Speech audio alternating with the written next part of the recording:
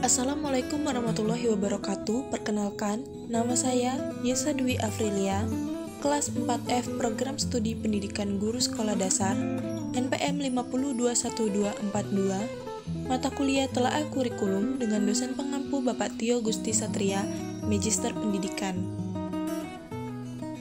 Baiklah, di sini saya akan menjelaskan materi yang berjudul Elemen Kurikulum 2013, Kurikulum Darurat, dan Kurikulum Merdeka.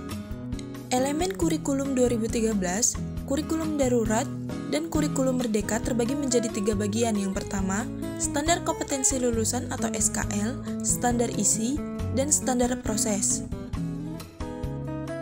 Standar Kompetensi Lulusan atau SKL. Standar kompetensi lulusan merupakan kriteria minimal tentang kualifikasi kemampuan lulusan yang mencakup sikap, pengetahuan, keterampilan, dan pengalaman kerja yang dinyatakan dalam rumusan capaian pembelajaran lulusan.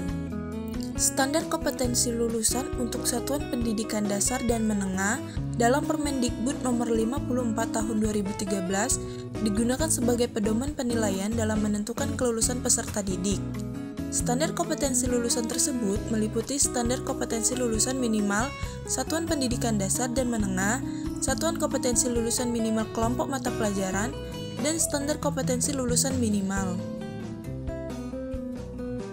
Permendikbudristek nomor 5 tahun 2022, standar kompetensi lulusan pada pendidikan anak usia dini, jenjang pendidikan dasar, dan pendidikan menengah.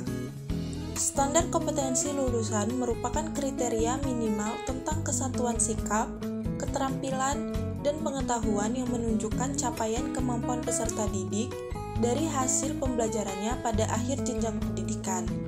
SKL menjadi acuan untuk kurikulum 2013, kurikulum darurat, dan kurikulum merdeka. Secara garis besar, standar kompetensi lulusan tersebut dapat dideskripsikan sebagai berikut. 1. Standar kompetensi lulusan digunakan sebagai pedoman penilaian dalam penentuan kelulusan peserta didik dari satuan pendidikan. 2. Standar kompetensi lulusan meliputi kompetensi untuk seluruh mata pelajaran atau mata kuliah. Ketiga, standar kompetensi lulusan mencakup sikap, pengetahuan, dan keterampilan. Standar isi. Menurut Permendikbud nomor 64 tahun 2013, standar isi adalah kriteria mengenai ruang lingkup materi dan tingkat kompetensi untuk mencapai kompetensi lulusan pada jenjang dan jenis pendidikan tertentu.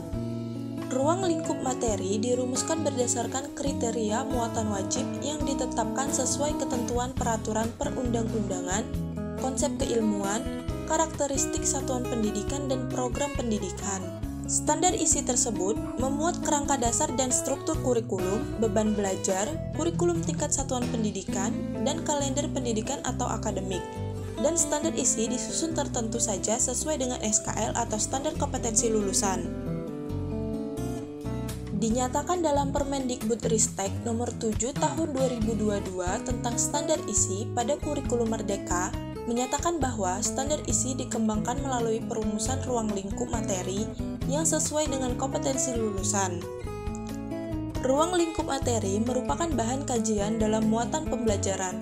Ruang lingkup materi dirumuskan berdasarkan A. Muatan wajib sesuai dengan ketentuan peraturan perundang-undangan, B. Konsep keilmuan, dan C. Jalur, jenjang, dan jenis pendidikan. Standar proses. Standar proses adalah standar nasional pendidikan yang berkaitan dengan pelaksanaan pembelajaran pada satu satuan pendidikan untuk mencapai standar kompetensi lulusan. Standar proses kurikulum merdeka diatur dalam Peraturan Menteri Pendidikan, Kebudayaan, Riset, dan Teknologi Republik Indonesia Nomor 16 Tahun 2022 tentang standar proses pada pendidikan anak usia dini, jenjang pendidikan dasar, dan jenjang pendidikan menengah. Adapun penjelasan tentang standar proses tersebut sebagai berikut.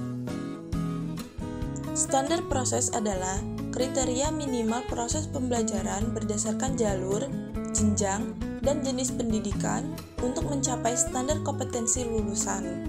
Standar proses digunakan sebagai pedoman dalam melaksanakan proses pembelajaran yang efektif dan efisien untuk mengembangkan potensi, prakarsa, kemampuan, dan kemandirian peserta didik secara optimal.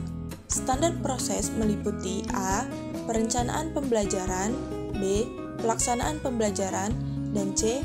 Penilaian proses pembelajaran. Baiklah, itulah materi yang dapat saya sampaikan. Saya ucapkan terima kasih dan wassalamualaikum warahmatullahi wabarakatuh.